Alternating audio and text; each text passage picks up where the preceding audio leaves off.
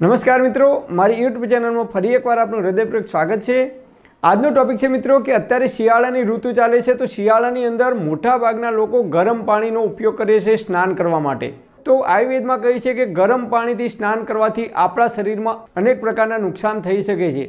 વધારે પડતા ગરમ પાણીનો ઉપયોગ કરવાથી લાંબા ગાળે આપણા શરીરની અંદર અનેક પ્રકારની મુશ્કેલીઓ આવવાની શક્યતા વધી જાય છે।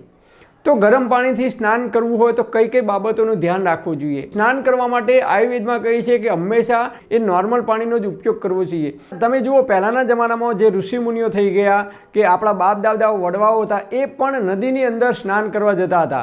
આજે પણ તમે જુઓ તો ગંગા નદીની અંદર ઘણા બધા લોકો સવારે બ્રહ્મ મુહૂર્તમાં 4, 4:30 વાગે કે 5 વાગે ઉઠી અને ગંગા નદીના ઠંડા પાણીની અંદર સ્નાન કરે છે, છતાં એ લોકોને શરદી થઈ જતી નથી।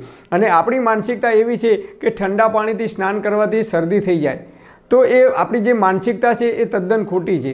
એટલે માથાની અંદર ક્યારેય વધારે પડતા ગરમ પાણીથી સ્નાન કરવું જોઈએ નહીં। ગરમ પાણીથી સ્નાન કરવું હોય તો આયુર્વેદમાં કહે છે કે જે માણસ બીમાર હોય, રોગિષ્ઠ હોય કે કોઈ રોગને દૂર કરવો હોય તો જ તમારે ગરમ પાણીનો ઉપયોગ કરવો જોઈએ। ઠંડા પાણીથી સ્નાન ના કરી શકતા હોય તો ગળાથી જે નીચેનો ભાગ છે એ બાકીના શરીર ઉપર તમે ગરમ પાણી સ્નાન કરવા માટે ઉપયોગ કરી શકો છો, પરંતુ શક્ય હોય, અનુકૂળતા હોય તો માથાનો જે ભાગ છે, માથા ઉપર જ્યારે પાણીથી તમે સ્નાન કરતા હોય ત્યારે નોર્મલ ઉંફાળું પાણી હોય, વધારે પડતું ગરમ ના હોય એવા પાણીનો જો આપણે માથાની ઉપર આટલો ભાગ, માથાનો જે ભાગ છે એને સ્નાન કરતી વખતે જો વધારે પડતા ગરમ પાણીનો ઉપયોગ નહીં કરીએ તો આંખોને લગતી, કાનને લગતી અને મગજને લગતી જે કંઈ બીમારીઓ કે નુકસાન થવાની શક્યતાઓ, સંભાવનાઓ રહેલી છે લાંબા ગાળે, એ નુકસાન આપણને નહીં થઈ શકે। તો સ્નાન કરતી વખતે આપણે આટલી થોડીક કાળજી રાખીશું તો લાંબા ગાળે વધારે પડતા ગરમ પાણીથી સ્નાન કરવાથી જે કંઈ નુકસાન થવાની શક્યતાઓ રહેલી છે